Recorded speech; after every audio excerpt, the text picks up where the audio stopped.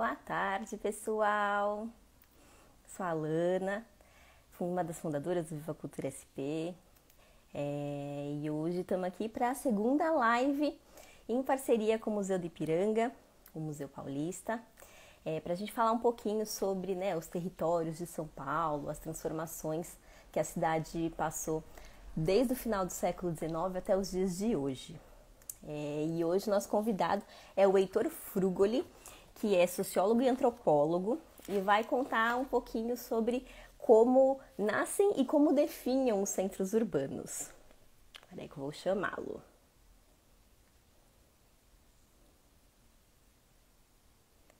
Um minutinho.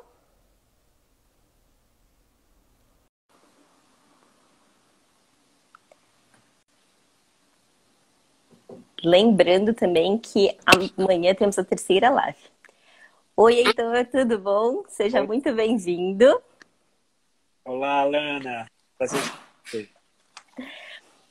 Assim, eu contei um pouquinho só para o pessoal que você é sociólogo e antropólogo, mas acho que vale você contar um pouquinho mais sobre o seu trabalho, área de atuação, e aí a gente passa para as perguntas. Então, Alana, eu sou professor do Departamento de Antropologia da USP e a minha formação, eu fiz mestrado em Antropologia Urbana e doutorado em Sociologia Urbana. Legal. O trabalho que eu vou discutir um pouco mais com você hoje, que é sobre as centralidades em São Paulo, centralidade de São Paulo, foi na época que eu fiz doutorado em Sociologia. Legal, bacana. Depois desse doutorado, eu lecionei em vários lugares, né? E depois fui na Universidade de São Paulo, que é onde eu sou docente até hoje. Legal, bacana. Lá na USP eu coordeno, além de ser docente do Departamento de Antropologia, eu coordeno também o grupo de estudos de antropologia da cidade, que é um grupo de estudos e pesquisas nesse campo aí de interesse sobre o urbano do ponto de vista antropológico. Bacana. Eu mesmo acho que nunca tinha escutado falar em antropologia da cidade, achei muito interessante. Então, bom, vamos então passar para nossa conversa mesmo. O centro, a gente sim, já conhece de história, do que estuda na escola e tudo mais, ele já foi uma região muito nobre da cidade, né? E hoje a gente vê que não é mais, claro, tem todo o seu valor histórico e tudo mais, mas não é uma região onde que a gente possa considerar que é nobre, onde as classes mais abastadas estão presentes e tudo mais, né? Residindo e tal. Depois a gente teve a Paulista, né, como um grande centro ali, com os grandes escritórios, os bancos e tudo mais. Mas aí também teve a saída, né, dessas grandes empresas para áreas hoje como a Avenida Faria Lima, né, a Berrini, né? E aí, assim, como que se dão esses movimentos da cidade, né? Por que uma hora é num centro, outra hora é no outro lugar, né? Como que acontece esses movimentos? Legal, Lana. Eu vou falar de uma forma um pouco mais comprida nessa pergunta. Eu acho que ela vai ajudar depois a gente discutir quais outros temas, né? Eu estou agora dialogando um pouco com o próprio site que o Museu do Ipiranga fez, né? Pegando um pouco essa história urbana de São Paulo, que, embora São Paulo tenha muitos séculos, a história urbana propriamente dita começa ali em meados do século XIX em diante. Uhum. Então, o que é interessante é que, primeiro, a gente teve o primeiro centro de São Paulo foi o chamado o centro que estava no Triângulo Histórico, né, da confluência das ruas Direita, 15 de Novembro, Boa Vista, e que englobava espaços como o Pátio do Colégio, a Praça da Sé, o Lago São Francisco, né? E o centro, naquele momento, final do século XIX, era identificado como um espaço de consumo, comércio e negócio das elites, com alguns traços de ocupação popular. E o movimento de centralidade vai acompanhar um pouco essa coisa dos interesses das elites, né? Eu acho que esse é um ponto importante para, ao mesmo tempo que também todos esses centros passam por um processo de popularização. Claro. As duas dimensões têm que ser levadas em conta, né? O que acontece é que, a partir do início do século XX, digamos que esse centro ele atravessa o viaduto e vai para a região ali que começa na Praça Ramos, passa pela Barão de Itapetininga até chegar Uhum. na Praça da República. Então aí a gente tem uma divisão entre o centro velho e o E centro o novo, Centro Novo, né? né? E é interessante porque o centro novo ele começa a aglutinar novamente comércio, consumo mais das elites, e o centro novo, num certo sentido, se populariza, né?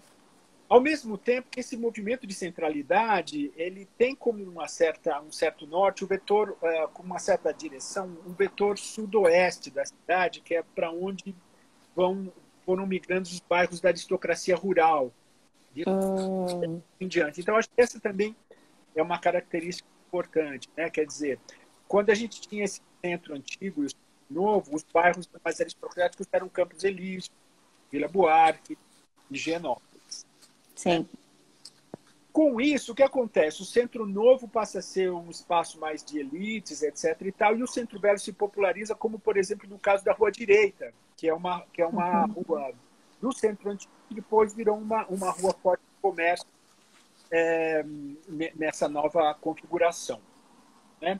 E esse Centro Novo, ele começou também a ter uma importância porque, assim, você tem a construção do Teatro Municipal, o mapping é construído. Interessante que o mapping ele começa na Praça Patriarca, que é até Ah, lado de adulto. aham. Depois ele muda para a Praça Ramos. Então ele também sinaliza um pouco nesse movimento. E o mapping, nessa época, era um espaço de consumo das elites. Tinha o chá, era uma loja de empresa e tudo mais, né? E com isso, passa a ser mais expandido, né? Em 34, inclusive, é interessante, foi feito o Marco Zero na cidade. Um monumento que foi colocado ali na Praça da Sé, a partir do qual todas as numerações crescem, tendo como referência aquele Marco Zero. Mas isso é insuficiente para delimitar que ali é o centro referencial para todos, né? O centro Uhum. ele vai começa a ter uma expansão geográfica. A partir daí a gente começa a ter, por exemplo, uma nova urbanização na cidade, né? Tem um papel importante do escritório Ramos de Azevedo na construção de uma série de edifícios monumentais, né? Por exemplo, a Escola Normal, ali perto da República e tudo mais. E com o prefeito Prestes Maia, já nos anos 40, aí São Paulo começa a passar por um novo processo de urbanização, né? Com o plano de avenidas, e isso inflete também na sua área central, né? Uhum. Nos anos 30 e 40, por exemplo, essa área da Barão de Itapetininga é um espaço também intelectual importante. A gente tem a Biblioteca Municipal, a gente tem várias livrarias importantes, galerias de arte. E interessante que o MASP também, que a gente conhece Ele como... nasce lá, né? Ele nasce na 7 de abril, né? Então, digamos que até os anos 60, grosso modo, segundo a Helena Cordeiro, que é uma geógrafa que estudou muito essa questão da centralidade, ela vai dizer que até o meados dos anos 60, São Paulo tinha um único centro, que é esse centro aí formado pela parte nova, tradicional e a nova. Mas o que acontece? Aí a gente tem a época da ditadura, o chamado milagre brasileiro, que tem um crescimento econômico, e isso começa a entrar um subcentro que é o da Avenida Paulista, né? No momento em que haviam intervenções urbanísticas muito autoritárias, como foi a construção do Minhocão, por exemplo, Uhum. a remodelação da Praça Roosevelt, naquele momento, como parte dessa obra, etc. A construção do metrô, que ao mesmo tempo que criou a cidade com uma nova dinâmica, ele chegou em alguns lugares também destruindo paisagens. Por exemplo, em Brás, mais de 1.000 casas foram demolidas. Então, era um plano também de intervenção urbana, área, o espaço da cidade.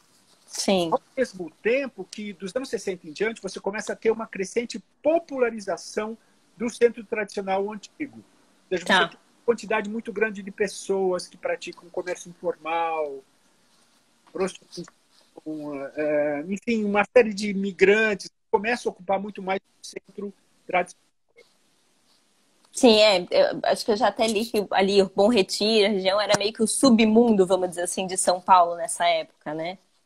Exatamente, Alane, a boca do lixo. Uhum. Então você começa a ter a configuração de um território mais popular nessa área, digamos, do centro antigo e o tradicional.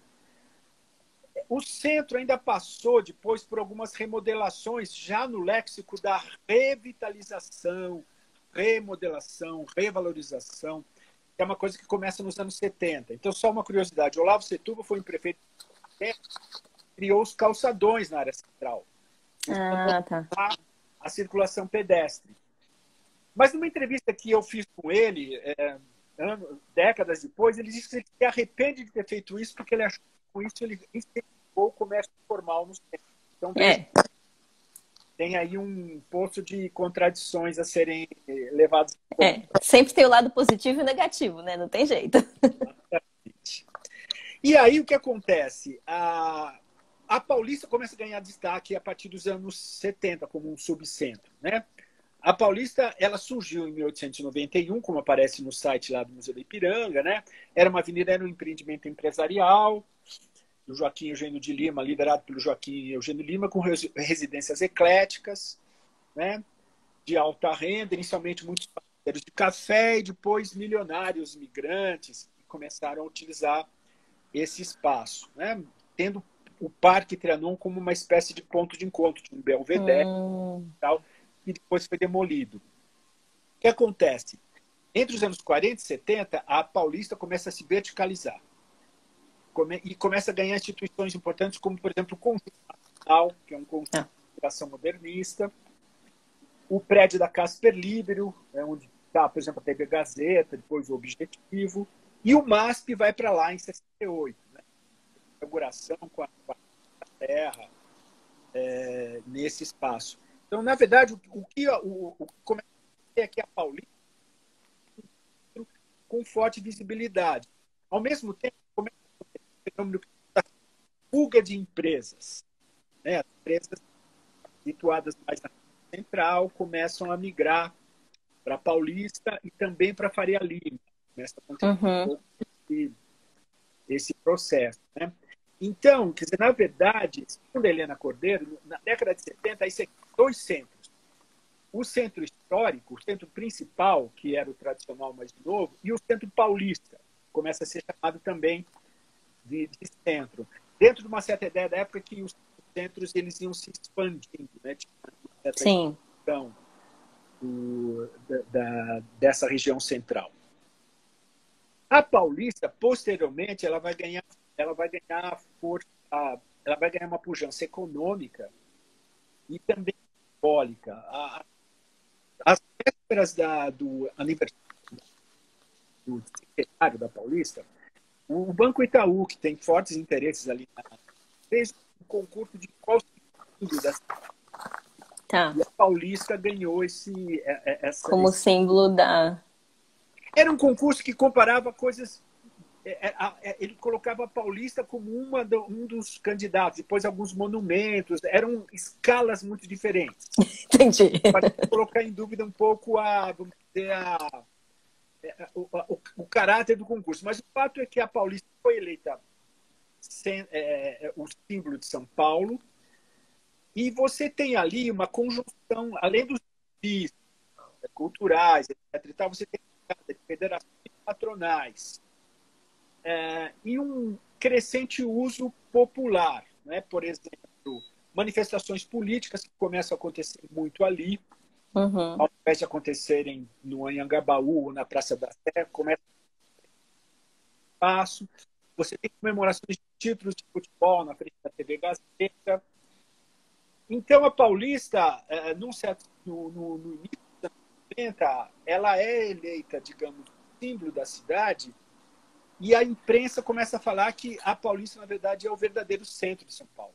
Entendi. É o centro de São Paulo, no que, num certo sentido, há uma certa razão, porque naquele momento ela englobava muitas instituições do terciário, muitos prédios referenciais e com vários usos populares. Era inegável, assim, a função dela e a importância dela na lógica da cidade, né? Então, Sim, é isso. Faz sentido você entender como uma centralidade mesmo, né? Exatamente. Agora, o que é interessante é que, ao mesmo tempo que a imprensa começa a celebrar a Paulista no início de 90 como uma cidade, começa a aparecer também o chamado vetor sudoeste, que eu falei agora há pouco, que é onde, digamos, cresce a cidade do ponto de vista de investimentos públicos, privados e tudo mais. Começa a aparecer, mais do que a Faria Lima, que era fosse ser o novo centro, a Avenida Berrini. Começa Tá. a possibilidade. A imprensa, inclusive, começa a chamar também do centro Berrini. Só que a partir desse momento, isso que está sendo chamado centro é mais do ponto de vista do investimento do capital imobiliário. Porque tanto a Berrini como depois a própria Marginal Pinheiro, lugar como sede de grandes edifícios do terciário moderno, são lugares que não têm espaços públicos, não têm ocupações populares. Né? Quer dizer, na verdade, a imprensa começa a chamar de centro, mas é centro mais do ponto de vista de centros que são vistos como espaços preferenciais do capital imobiliário. Uhum. A Berrini, a diferença da Berrini e da Paulista é que é uma família só, os irmãos Bratic, Carlos Bratic, que é arquiteto, Roberto Bratic, e compraram ali, através Como foi tudo, hein? compraram os terrenos, construíram mais de 60 edifícios projetados pelo mesmo escritório. Tá. Então, basicamente era isso. Eram todos meio que a mesma lógica ali do capital mesmo, né? E naquele momento tinham preços competitivos, ou seja, as empresas podiam chegar ali, se estabelecer, etc. Tal. O Carlos Brat, que era um arquiteto crítico do modernismo, ele era, digamos, tinha uma concepção, digamos, poderia ser entendido um pouco como pós-moderno. Mas o contraditório é que ele tenta criar edifícios diferentes uns dos outros, uma concepção pós-moderna, mas a paisagem como toda é uma paisagem um pouco homogênea, né? É verdade. De edifícios, digamos, corporativos, que começam a ser oferecidos para o capital imobiliário, ao mesmo tempo que a Marginal Pinheiros também começa a dar espaço para esse surgimento dessas mega torres, com concentração também de empresas do terciário moderno, principalmente empresas multinacionais, empresas estrangeiras, que começam também ali a ocupar esse. Então, o que acontece é que a Paulista continuou como um espaço referencial significativo, mas a imprensa começou a falar muito dos anos 90 em diante do Centro Berrini e da Marginal Pinheiros. Tá. Que é onde, digamos, Alana, existem mais empresas, existe maior pujança econômica, Sim. mas não é acompanhada, digamos, da mesma característica pública dos espaços. Claro. Nem de moradia, às vezes, né? Nem de moradias.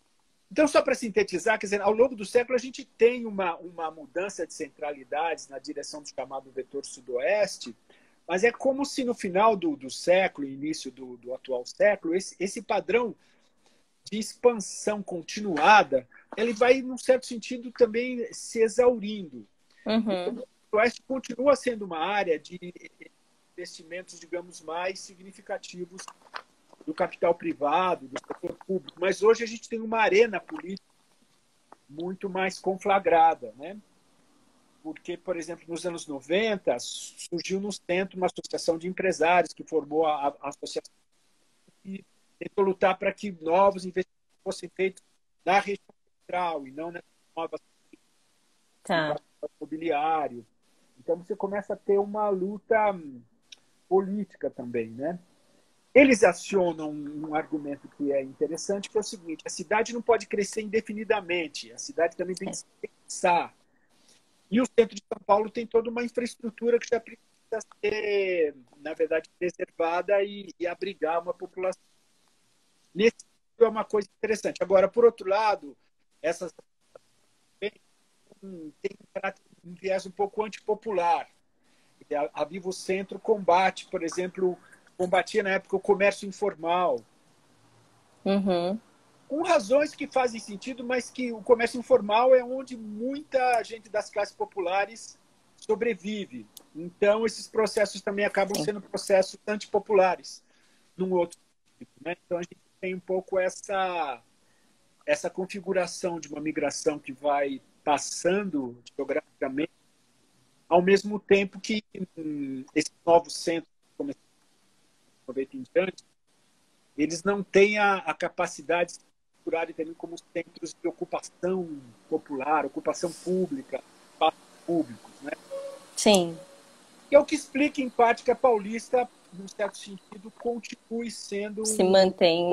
espaço Não, referencial. se mantém assim, a grande importância dela segue ativa, né? Ela pode não ter hoje as grandes empresas, né? As maiores startups não estão lá neste momento, mas ela ainda é extremamente importante na sua função social, de ocupação, de lazer, de moradia, até o ambiente ao redor, né? Exatamente, Alana. Inclusive porque, por exemplo, em 2016, a gente teve o programa Ruas Abertas. Uhum. Foi resultado de uma pressão de grupos ativistas, né? Quer dizer, a gente sabe que em 2013, em julho de 2013, surgiu toda uma cena de novos ativistas urbanos e tal. Uma parte desses ativismos eram ativistas que têm lutado por maior espaço para os pedestres Sim. em São Paulo, né? E essa demanda foi incorporada na gestão Fernando Haddad no programa, eu estou esquecendo o nome aqui, Ruas Abertas, Programa Paulista, virou o Programa Paulista Paulista. Aberto, no caso. Na Mas verdade, ele derivou do Ruas Abertas, né? exatamente, ele previa a abertura em vários lugares, mas o que pegou no sentido de a população ir aos milhares nos fins de semana foi a Paulista. Então isso Sim. reafirma novamente a importância da Paulista como um espaço, digamos, Sim. de centralidade do lazer, né? Porque aí com isso também você começa a ter uma série de novas ocupações do espaço, quando você vai... Agora não na pandemia, porque isso está interrompido, mas Sim. até o final do ano passado, do ano retrasado, início do ano passado, né? Não, exato. Você chegava lá no domingo, você encontrava de tudo na Paulista. Você percorria de ponta a ponta, é uma imensidão aquilo de pessoas, de Exatamente. práticas, de tudo. Exatamente. E apresentações musicais.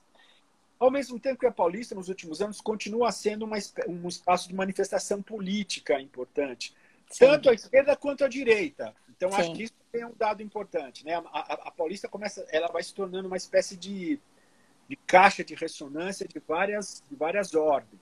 sim. Espaços específicos também, o espaço embaixo do mar, talvez mais à esquerda, o espaço na entrada da Fiesp, mais à Mais direita. direita. Uhum. Você começa a ter um pouco essa...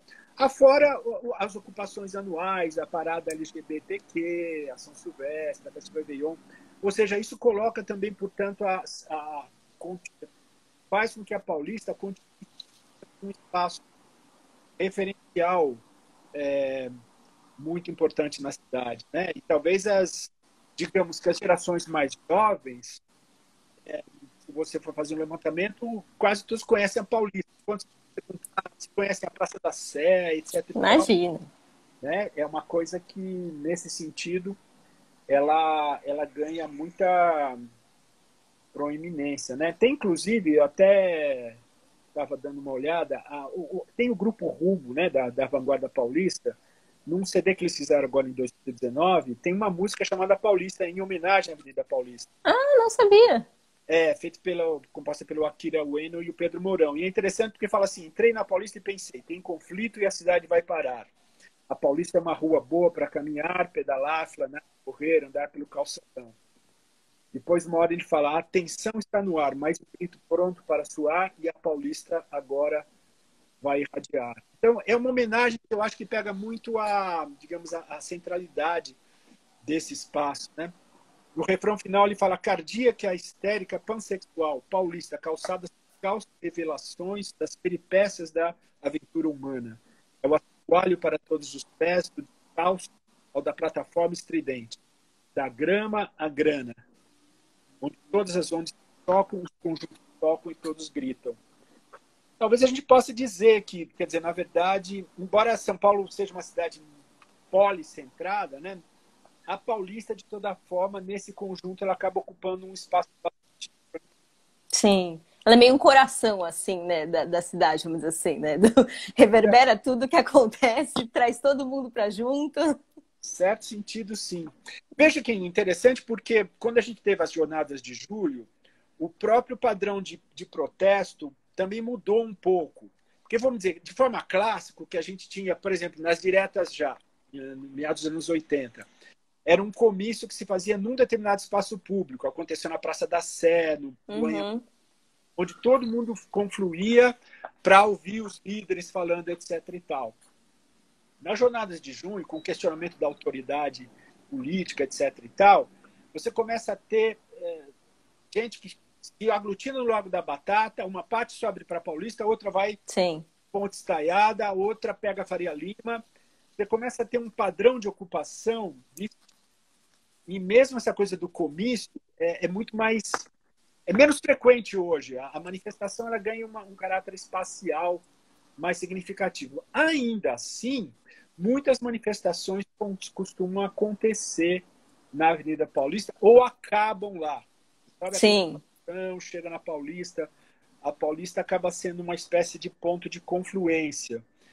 Mesmo que não mais naquela ideia clássica de você chegar para um grande comício de todos, né? Porque isso eu acho que também mudou um pouco, mas de toda forma, mesmo com esses novos padrões de ocupação, a Paulista acaba sendo um espaço de uma confluência muito significativa, mesmo na pandemia, né? Na pandemia começaram a acontecer carreatas lá, carreatas de direita, Sim. mas agora a gente já tem também carreatas, digamos, de esquerda, De digamos, né? esquerda também, sim, sim. Com a pandemia, tudo isso teve uma mudança, mas continua a Paulista sendo um espaço referencial, é interessante. Claro. Não é, exato. E estão perguntando bastante, pedindo para você comentar sobre o Vale do Anhangabaú. O Vale do Ele, Anhangabaú, ele se encaixa, assim, vamos dizer, a revitalização dele se encaixa nesse sentido de trazer também restaurar, né, uma centralidade, novos usos para a região? então, o Vale do Anhangabaú, eu acompanho menos a história do Vale do Anhangabaú. O que eu sei dizer é que houve digamos, uma mudança agora que foi controversa, né? Houve uma tentativa, digamos, de mudar totalmente ali o espaço. Inclusive foram tiradas as pedras, né, Uhum. portuguesas. As pedras portuguesas, né? Isso, inclusive, é interessante, né? Quer dizer, não é uma... a escala pode não ser grande, mas é o seguinte, o Vale do Anhangabaú, nos últimos anos, era um espaço muito utilizado por skatistas, né? Skatistas iam muito, né, no Vale do Anhangabaú. E os skatistas foram um daqueles agrupamentos que questionou mais diretamente essa retirada das pedras, né? Então é interessante porque houve um certo apagamento do que era esse espaço historicamente, né? A ideia Sim. parece que é você produzir ali um espaço com uma flexibilidade, uso e tudo mais, que talvez reverta em alguma coisa interessante. Agora, o que eu só queria falar aqui nesse momento, é que, pelo que eu acompanhei, a reforma que foi feita no Anhangabaú, a retirada de várias árvores, transferência de lugares e a mudança do piso como foi feita, ela foi alvo também de muita controvérsia. Eu acho que esse é um ponto importante, Ana. Às vezes, as mudanças são articuladas à ideia que você tem que demolir alguma coisa, Uhum. que você tem que botar abaixo certas coisas, numa direção oposta do que é procurar preservar determinados Sim. espaços, né? Claro que o Vale do Anhangabaú é um espaço importante na cidade, pode se tornar ainda mais importante. Ele é ocupado, digamos, de forma mais significativa na época das viradas culturais, né? Então, nas viradas Uhum. culturais tem ali umas atividades que fazem com que a população ali se situe muito naquele espaço. O que eu sei dizer, eu não acompanhei tudo muito detalhadamente, é que a mudança que ele passou recentemente, ela foi bastante controversa. É. Ainda não, muita gente, ainda, inclusive, ainda não se acostumou ali com a ideia. Precisamos de um tempo aí para entender como vai funcionar. E aí, pensando nessas mudanças, né, da centralidade, né, ou desses, né, centros no sentido de, né, dos seus novos usos ou restaurar algum uso e tudo mais, tem algum movimento, alguma coisa que, assim, dá uma dica do tipo, olha, acho que ali daqui a pouco vai virar um novo centro de alguma coisa, um novo polo, sei lá, comercial ou empresarial ou alguma coisa assim? Olha, se a gente olhar para trás, eu diria o seguinte, que na lógica do vetor sudoeste, era possível você perceber que nessa direção, né, aglutinando interesses das elites com interesses ligados a bairros onde moram classes sociais mais privilegiadas, nessa direção teriam novas áreas, novos. Quer dizer, isso ficou mapeado um pouco quando teve a Marginal Pinheiros, ali a Paulista, e depois quando a gente teve a Faria Lima, Berlim, Marginal Pinheiros. Isso estava muito desenhado nesse momento. Agora, eu acho que tem uma interrogação o que sinaliza nesse momento?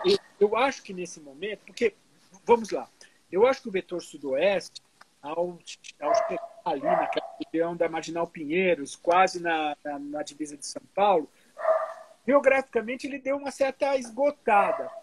Dá para imaginar que ele vai continuar se desdobrando geograficamente nessa região. O que você começa a ter são polos que vão aparecendo e anunciando de forma, digamos, pontual alguns.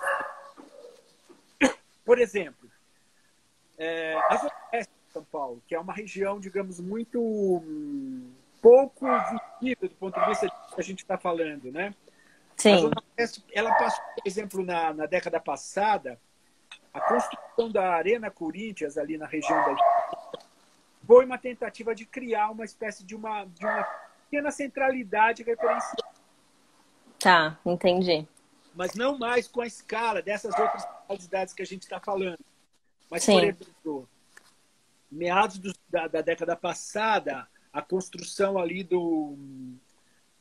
da arena foi uma tentativa, digamos, de criar uma nova referência de uso na cidade. Né? Vou dar um outro exemplo de uma outra coisa também que acontece, por exemplo, no campo das atividades culturais. Né? Se a gente tem, por exemplo, Baixo Augusta, né? É uma região onde você pode mapear uma série de atividades culturais, carnavalescas e de protestos, etc. e tal, que ganham proeminência na cidade. Se você for falar por um certo mapa cultural hoje de São Paulo, o Baixo Augusto acaba sendo uma certa referência. Né? Sim, claro. A área da Barra Funda, tempos atrás, também se anunciou como uma área onde haveria, digamos, um novo rol de investimentos e tudo mais. Eu não estudei a fundo o que aconteceu nas últimas décadas, porque o meu estudo parou ali no final do século passado, Ana, mas eu diria que o que acontece hoje são polos que se anunciam mais fragmentados, menos... Sim. Você não vê a mesma uma centralidade tão configurada, até porque eu acho que já existem polos hoje já construídos que, na verdade, estão competindo pelos investimentos. Né? Um exemplo, Faria Lima. Faria Lima, por exemplo, na época que a Paulista começou a ganhar proeminência, imaginava-se que a Faria Lima seria um novo polo ela não foi propriamente o novo polo, porque ao mesmo tempo em que ela tinha uma força ali, a Berrini e a Marginal Pinheiro já conseguiram atrair. Já também estavam fazendo. Mas hoje, por exemplo, há pesquisas que mostram que a Faria Lima é considerado um espaço hoje com uma força econômica muito significativa, com uma renda per capita muito grande, né? Teve até agora aquela coisa de falar os Faria Limers, que começou a etc. e tal. Então, você começa a ter focos pontuais do processo que ganham uma certa proeminência, mas talvez não a ponto de virar novas centralidades. Até onde eu consigo ver. Pode ser que quem está estudando isso agora possa enxergar alguma coisa que eu não vejo, mas olhando um pouco mais de longe, Alana, eu acho que o que se anuncia são configurações Um pouco menores, assim, né? pontuais. Acho que também acaba sendo difícil, sei lá, aparecer alguém, uma, duas famílias para comprar toda uma região, para investir ali, fazer o negócio ir para frente, que nem, por exemplo, a Berrini. Então, assim, acho que. E a cidade cresceu muito, né? É muito lugar para você pensar, né? Então, realmente, acho que dificulta um pouco essa surgimento, né, dessas novas centralidades. E aí, talvez, não sei, na minha visão de leiga, faz sentido, então, essas revitalizações e essa reacender algumas áreas já da cidade já existentes, que nem a gente viu, sei lá, Largo da Batata, ali na região, o Largo do Aurocho, que eles estavam tentando também com algumas reformas, a Santa Cecília, né? Eu imagino, enfim, na minha visão de leiga, eu entendo que isso faz. Talvez seja mais fácil com questão de investimento do que, de fato, se criar um novo polo e tudo mais, né? Sim, Alana, até porque a gente tem hoje na cidade também novos agentes sociais como a gente não tinha antes. Uhum. Né? Por exemplo, a gente precisa prestar atenção na força que o feminismo teve e na força do movimento todo político das mulheres no sentido de redefinir a cidade do seu ponto de vista. Né? Sim. Acho que isso ainda está longe de acontecer, mas tem germes aí muito importantes. Uhum. É uma coisa que vai se desdobrar, que a gente precisa prestar atenção. Os critérios de mobilidade também. A cidade hoje, por exemplo, você tem o crescimento dos ciclistas, dos cicloativistas. Claro que depois isso, ultimamente, foi, digamos, obstado, né? Quer dizer, na atual gestão local, isso perdeu uma certa força, mas num certo momento isso estava ganhando proeminência, a questão da mobilidade. Uhum. Ativismos que começaram a definir aí novas ocupações do espaço. Eu acho que tudo isso reverbera no modo como a gente se apropria da cidade, novos espaços vão ganhando, digamos, visibilidade. Sim. Não a ponto de se tornarem centralidades, mas que ganham. Uhum. O Lago da Batata, eu acho que é um espaço que vai muito por aí, né? Quer dizer, é um espaço que a área do Lago da Batata resulta de uma intervenção urbana ali enorme, né? Sim. Bota abaixo enorme que aconteceu, Sim. ao mesmo tempo que ela passou a ser uma área de consumo, de lazer e também de manifestações políticas, né? Políticas também, sim, Então, eu acho que agora, quer dizer, a gente tem também uma cidade se configurando com novos desenhos, né? Ao mesmo tempo que a gente tem um momento político muito difícil, muito duro, muito cruel, né? Que a gente está passando com tudo isso que está se vendo, ao mesmo tempo tem uma nova mentalidade, formas criativas. Claro que nesse momento da pandemia a gente está passando um recrudescimento disso, mas supondo que isso a gente depois entre num outro momento, não vai voltar a ser como antes, é claro, a gente vai ter uma nova configuração. Mas eu acho que essa cidade que está nascendo, com esses novos atores sociais, com essas novas práticas políticas, ela também abre novas perguntas. Né, do que, por enquanto, eu acho que a Paulista está dialogando com isso, que é interessante. Sim. Você chega, como você agora há pouco comentou, né? Você chega lá no domingo, você circula e você vê de tudo, é um conjunto de práticas, de agenda. E eu acho que isso é desejável que aconteça na cidade. A própria demanda ativista dos parques, né, de transformar lugares em parques, é uma coisa que está se desdobrando. Há pouco tempo a gente estava falando do Minhocão como um espaço extremamente autoritário, que, digamos, que é visto como uma cicatriz urbana, né? Bem ou mal, hoje existe uma redefinição daquele espaço por parte de quem usa. Sim. Minhocão, recria. Eu acho que isso também que é interessante, né? Tem novas dinâmicas que a gente precisa agora prestar atenção para ver como isso se configura, né? Como evolui. E aí, à medida que áreas da cidade, não vamos falar em centralidade, mas ganham visibilidade, né? E ganham novos usos ali, né? Ganham, de fato, ali uma luz diferente para algo que está acontecendo. Essa visibilidade, ela só acontece em detrimento da visibilidade anterior? ou elas podem coexistir? Eu sei que a Paulista é um caso à parte completamente, porque ela tem, né, a resiliência dela aí, Sim. mas com relação a outras áreas, por exemplo, se agora que tem a discussão sobre como vai ficar realmente os centros empresariais com o trabalho remoto, né, que vão perder muito do dia a dia, né, das pessoas circulando e tal, que outras áreas, se uma outra área surgir, ganhar uma visibilidade, essa anterior, ela acaba tendo, assim, acaba tendo seu detrimento ali?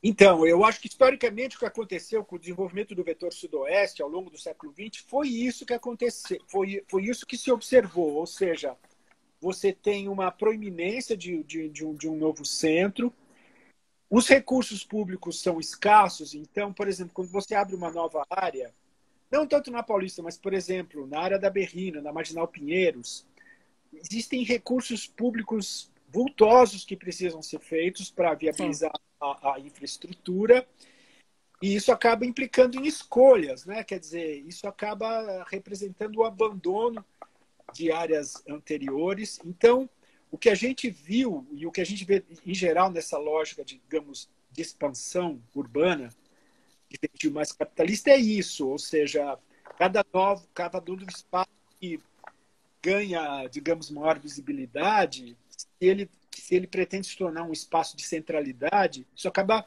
drenando muito recursos públicos, né? Sim. Eu acho que mudou nos anos 90 em diante, que isso entrou numa arena política mais conflagrada. Então, você tem hoje argumentos mais claros que falam: peraí, não vamos esgarçar a cidade desse jeito, vamos investir em áreas já existentes, vamos Uhum. os usos, né? Talvez a gente possa ter a possibilidade de imaginar agora, politicamente, centros que se desenvolvam, mas não drenando os outros. Talvez, mas isso precisa de uma formatação política muito clara, né? Sim. Por exemplo, o centro de São Paulo, dos anos 90 para cá, ele tem passado por tentativas pontuais de revitalização, requalificação, revalorização, né? Que acabam pontualmente trazendo aspectos novos. Por exemplo, o Paço das Artes, ali perto do Teatro Municipal, você vai ali, etc. e tal, na virada cultural, é uma coisa que não tinha, não, é uma coisa Sim. muito interessante. Mas, ao mesmo tempo, no caso da região central, o que eu acho é que tem uma questão que, se ela não é equacionada, isso não avança, que a área central histórica, Paulo, é uma área historicamente utilizada pelas classes populares. Tem uma Uhum. atividade de longa data das classes populares. E não há possibilidade de você meter ali sem equacionar essa dimensão. Ou seja, sem Claro. equacionar moradia, sem equacionar oportunidades de trabalho para que as pessoas, né, possam morar sem precisar viajar durante horas e trabalhar em espaços próximos, sem equacionar a questão do comércio informal. Quer dizer, você não pode abolir o comércio informal, como é que você pode reorganizar? Eu entendo, Alana, que se isso não for enfrentado, quando a gente fala do centro histórico, ou centro antigo, não tem Você como não você... consegue avançar, né? Porque senão você acaba fazendo alguma coisa que é de viés elitista, né? Quer dizer, Sim. não, Você impõe alguma coisa e só afasta aquela população que já está lá, não é integra e traz mais gente, né? Para ter de fato uma diversidade social ali e tudo mais, né? exatamente. É o que acontece, por exemplo, né, falando rapidamente, no bairro da Luz, né, que eu também Uhum. estudei posteriormente, né, que é um bairro também de ocupação historicamente popular, e que também tem a área ali da Cracolândia, que é uma questão super complexa, né? Os projetos de revitalização, Nova Luz, etc. e tal, eles todos se apoiam nessa ideia que você vai demolir tudo que tem, construir Construir tudo do zero, né? do zero e expulsar, quer dizer, acaba resultando na ideia de uma expulsão. Então, essas áreas centrais, eu acho que elas, quando eu falo áreas centrais, o centro antigo, os bairros do entorno, etc. e tal, né? Eles precisam de um enfrentamento, digamos, voltado às classes populares que predominam nesses espaços, né? Eu acho que é muito importante pontuar Sim. também. Mas você acha que assim, as viradas culturais e agora o carnaval de rua que tem crescido, né, a cada ano em São Paulo, não em 2021, mas se tudo der certo em 2022, eles ajudam de fato a trazer um pouco mais, assim, trazer gente nova para esses espaços, né?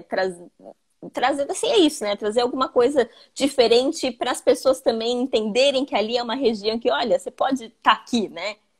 Ou não, isso eu tô só Olha, viagem da minha cabeça. eu concordo, Alana. Eu acho que a virada cultural, embora seja uma coisa que acontece uma vez só por ano, aí tem a gente que fala, não, tinha que distribuir, mas se você distribui, você As pessoas pulveriza. não vão. Eu Não, acho e que as é pessoas não vão. interessante que aconteça uma vez, e eu sou favorável que aconteça concentrado numa área que é o centro. E se você Uhum, pulveriza também em muitas áreas de São Paulo, aquilo, num certo sentido, também perde a força. sim, Acontecendo na região central, com essa dimensão, bem ou mal as pessoas vão para o centro e redescobrem aquele espaço. né? Pulam pelo espaço à noite de uma forma que eu acho muito, muito interessante. Quer dizer, a virada cultural acaba tendo... Agora a gente também tem o novo carnaval em São Paulo, o carnaval de rua, que era uma coisa também... Sim. Né? Não faz muito tempo São Paulo era ainda considerada, como o Vinícius falava, outubro de... Não, há 2, 3 anos atrás, São Paulo não tinha carnaval. Era, você ficava aqui, realmente não tinha nada. Exatamente. Agora não, agora você dá 2 passos e encontra um bloco. O que eu acho que é interessante é que a virada cultural é um evento que faz as pessoas irem para a cidade, redescobrirem esses espaços. Eu acho uma coisa muito legal, mesmo que depois isso não tenha continuidade. Eu acho que é uma experiência forte.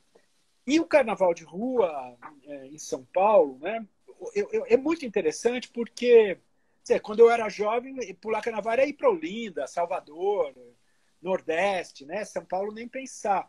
E de uns anos para cá, São Paulo ganhou uma força do Carnaval de Rua, dos blocos, com um caráter também, digamos, que eu entendo que é político. Eu acho que não é à toa que nesse momento das jornadas de junho, dessa valorização do espaço da rua, que o Carnaval de Rua de São Paulo também ganha proeminência e acaba significando uma possibilidade de se ocupar a rua de uma forma inovadora. Claro, a gente não pode ser ingênuo porque, ao mesmo tempo que São Paulo se configura como um espaço de carnaval importante, vem toda a máquina econômica de produzir o carnaval do Claro, vem todo camarote, todo o capital vem junto porque quer se aproveitar dali, né? de comprar para você pertencer a um bloco. Quer dizer, isso também vem junto. Mas se a gente pegar, por exemplo, no Rio de Janeiro, a gente tem desde essa coisa da máquina do carnaval, mas ao mesmo tempo os blocos que recriam. Sim. Então, acho que essa dinâmica é muito, muito legal. E isso também vai redefinindo também espaços referenciais na cidade. A gente estava falando agora há pouco do Baixo Augusta, mas, por exemplo, a Faria Lima é um espaço também que, quando acontece o carnaval, de uma massa muito grande de pessoas que afluem para lá, né? Avenida Sumaré. Sim. Então, é muito interessante como esses novos processos mais recentes também vão implicando em entender novamente os usos da cidade, né? E uma coisa muito recente, de fato, é o carnaval de rua, né? Eu diria que isso aí talvez... Eu moro na Vila Madalena, então eu me lembro que, sei lá, 7 anos atrás tinha uma Não coisa tinha de nada. bloco, Uhum. acontecia um pequeno bloco ou outro, já começou a ter resistência dos moradores e tal. E é uma coisa que cada ano que passa vai ganhando uma super visibilidade. Esperamos que não esse ano, porque esse ano com a pandemia Esse ano não, todo, gente, mas todo 2022, vamos lá. Mas é, sim. Não, eu acho ainda mais a questão principalmente do carnaval, né? Porque a virada cultural, ela tem uns pontos muito específicos, né? Em onde acontece, geralmente próximos à estação de metrô e tudo mais. Mas o carnaval eu vejo que meio que obriga as pessoas a de fato chegarem a pé lá. Então você Sim. vai olhando a cidade, né? Você tá ali no Sumaré, você fala, nossa, gente, como é arborizada aqui. Nossa, tem uma ciclovia aqui no meio, eu não sabia, né? Você de fato Isso é muito olha a legal. cidade, né? Isso é muito legal porque a gente estava falando desses centros empresariais que eles estão baseados muito na lógica do automóvel, né? A Sim. lógica de você entrar e sair de carro, de você ficar lá dentro numa certa bolha fechada, né? Ou seja, essa configuração da centralidade que a gente estava falando até o final do século passado ainda estava muito ligado ao modelo, digamos, rodoviário ou ao modelo do automóvel. O Minhocão também estava pensado muito nessa chave, né? E o que é interessante hoje é a gente reler esses espaços à luz desses usos pedestres, dessa Pedestre, né? mais sob outras lógicas, né? Onde isso pode Uhum. ser sob novos modelos, né? Eu acho que é desejável que São Paulo, mesmo uma cidade como São Paulo, que é enorme, que tem inúmeros problemas, né, etc. e tal, que isso possa se desdobrar no sentido de ocupações pedestres e ciclistas, ou espaços que preservem também os interesses de vários atores, né? Das mulheres, das crianças. Eu acho que isso é Sim. uma coisa que precisa agora ganhar fôlego na cidade de São Paulo, né? Para que se desenhe aí um outro campo de utilizações.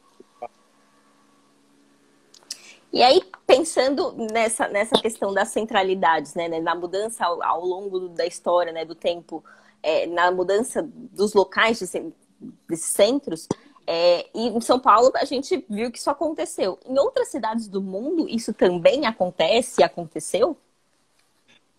Alan, eu diria o seguinte, essa lógica de você ter os centros históricos que se deterioram, imigração para outras preferenciais para outras áreas com investimentos, elas em geral acontecem, né? Se você pegar Uhum. histórias urbanas de grandes metrópoles, isso configura muito claramente. Eu não sei dizer se em outros casos figuram com a mesma dimensão de novas centralidades, como em São Paulo. Por exemplo, no Rio de Janeiro, daria para dizer que o centro histórico, num certo momento, ele foi abandonado também, começa a ser em outras áreas. E a Barra da Tijuca acaba sendo uma espécie de espaço desse investimento do capital globalizado e tudo mais. Não que dê para a gente chamar a Barra da Tijuca de uma cidade como esse caso de São Paulo, mas eu diria que essa lógica de abandono de investimentos em áreas públicas e residenciais, migração dos grupos privilegiados para outros bairros ou para outras áreas para trabalho, investimentos públicos que acompanham o interesse das elites. E, ao mesmo tempo, essa revalorização recente dessas áreas mais centrais, com lutas pela retomada, são processos que você vai encontrar em Muitas grandes cidades, né? muitas grandes cidades. Eu não saberia dizer se elas, quer dizer, talvez São Paulo tenha esse desenho dessas áreas centrais, dessas centralidades que acabam se configurando com muita força. Precisaria olhar com mais calma. Por exemplo, Belo Horizonte, você tem a área ali da Savassi, que é uma área que, Uhum. em um certo sentido, substituiu a região do centro, né?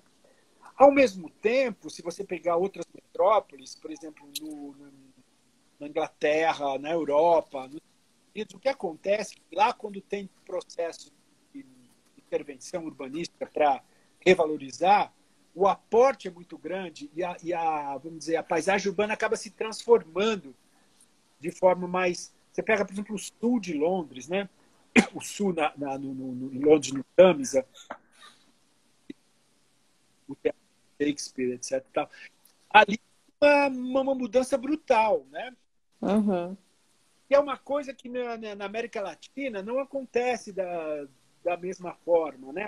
Os projetos de mudança, eles são mais pontuais, eles são mais tópicos, os recursos são menores, tanto que se você olhar para a história desses processos, a gente reconstitui muitas vezes os debates, os embates políticos, mas não necessariamente mudanças físicas, né? Uhum. Uma coisa muito... Mas eu diria que sim, quer dizer, esse processo, digamos, do movimento do capital de uma forma mais geral, ele acontece em muitas cidades, mas o desenho, a forma como elas se dão em cada lugar, eu acho que tem que olhar caso a caso, né? Inclusive porque eu acho que tem cidades onde essas áreas centrais são mais zeladas, são mais preservadas, né? Buenos Aires, por exemplo, tem uma área central que me parece muito mais preservada Mais ao longo. preservada, né? Então, eu acho que Entendi. também a gente tem que olhar caso a caso. E aí, só para a gente finalizar, né? Muito se fala, né, na especulação financeira, né? Na especulação imobiliária, né? Qual que é o interesse do capital financeiro, de fato, na alteração dessas centralidades? Sim, imagino eu que, óbvio, eles vão a áreas, eles imaginam, olha, ali vai ter uma mudança em breve, vai para lá, né? O Qual que problema é seria, que, assim? se a gente olhar para a história do que aconteceu ao longo do século XX, a gente tinha centros consolidados que iam sendo abandonados para investimentos de especulação imobiliária em outras áreas, né? Para interesses notadamente do capital. Né?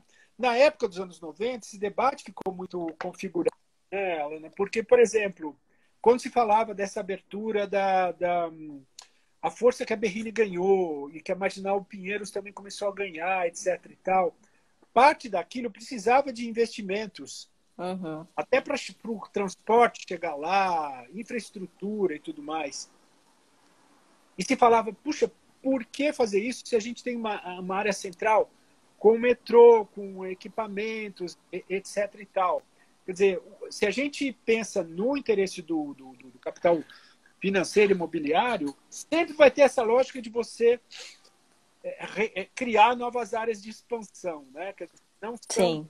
são interesses que não convergem com os interesses de cidadania numa cidade. Né? Além do fato de que muitas vezes você tem as coisas, os espaços configurados, aí que o capital vai fazer é remodelar através de demolições e novas construções. Também é uma coisa que Novamente, você destrói para construir, né? tem um enorme custo, né? Então, eu acho que a centralidade de São Paulo acompanhou muito esse processo, mas a gente tem que evitar pensar isso como se fosse uma coisa inevitável. Eu Uhum. acho, a partir dos anos 90, da década do século passado em diante, essa ideia de uma certa inevitabilidade que vai se reproduzir, em novas áreas, ela vai ser contraposta com mediações políticas, com posicionamentos múltiplos. Eu acho que é desejável que, para a gente pensar uma cidade como São Paulo, com todos os desafios que ela tem, que essa dimensão também seja levada em conta pelo poder público, no sentido de incentivar as áreas já existentes e Sim. dialogar, sobretudo, com espaços de ação bastante utilizados pela população. Né?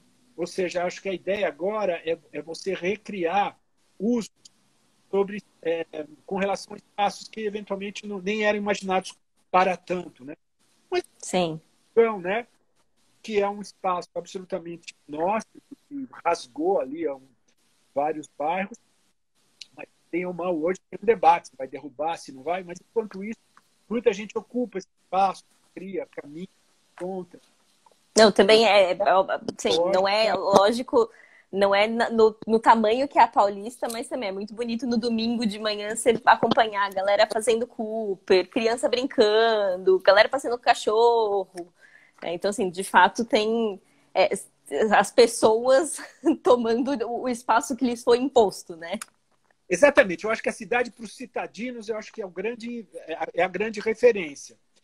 Claro que o capital imobiliário, o capital financeiro vai continuar atuando na lógica que eles querem atuar, mas cabe à sociedade, cabe aos agrupamentos politizados, cabe a cada um de nós produzir, se opor a isso, seja através de manifestações políticas, seja através do próprio ato de você sair, pegar o metrô, ir num lugar e circular, que Sim. não deixa de ser também uma prática política de contestação a alguma coisa que você acredita, né? Acho que isso também é uma coisa importante. Heitor, muito obrigada. A conversa foi maravilhosa. Tem gente até do Belém acompanhando, ó, acabaram de escrever ali no comentário. E eu queria só lembrar o pessoal que tem o site já está disponível. É muito interessante, é uma visita mesmo virtual, assim, pelo passado dos territórios de São Paulo. Dá para você ver as mudanças. E é uma coisa super dinâmica, então, assim, vale bem a pena entrar e dar uma olhadinha. O endereço é spterritorioemconstrução.com.br. Alana, obrigado, viu? Eu que agradeço, foi muito legal. Queria agradecer o convite do Museu do Ipiranga, também foi uma conversa muito agradável. E também reforço que esse site do Museu do Ipiranga está muito legal. Eu olhei, investiguei e está muito bacana. E agradeço. E tá gostoso de ler, né? Então é ótimo. Isso. E agradeço muito pela oportunidade da conversa. Muito obrigado pela sua gentileza. Imagina, obrigada a você pela participação, pelo tempo. Foi ótimo mesmo. E também vale lembrar que essas lives elas vão estar disponíveis no Facebook do museu com libras para acessibilidade, para garantir a acessibilidade de todo mundo, tá, gente? Amanhã a gente tem a última live. Vamos falar um pouquinho sobre a São Paulo Imperial e a São Paulo Republicana. E amanhã, 14 horas, novamente, aqui no Viva Cultura e no Museu Paulista, Museu do Ipiranga. Com o Paulo Garcês, que é um grande amigo. Com o Paulo Garcês, exato. Criador muito competente. Obrigada novamente, Heitor. Tchau, tchau, gente. Até mais.